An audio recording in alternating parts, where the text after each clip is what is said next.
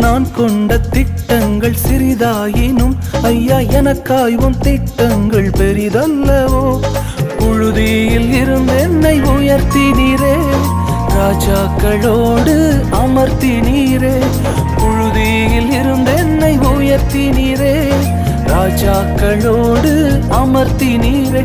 உந்தன் கிருபைகளை எண்ணி நான் பாடுவேன், உந்தன் மகிமைதனை தினம் நான் ருசிப்பேன். அல்லேலுயா அல்லேலுயா அல்லேலுயா அல்லேலுயா. உம்மை உயர்த்துவதே எங்கள் நோக்கமையா, உம்மை பாடுவதே எங்கள் மேன்மையா. உம்மை உயர்த்துவதே எங்கள் நோக்கமையா, உம்மை பாடுவதே எங்கள் மேன்மையா.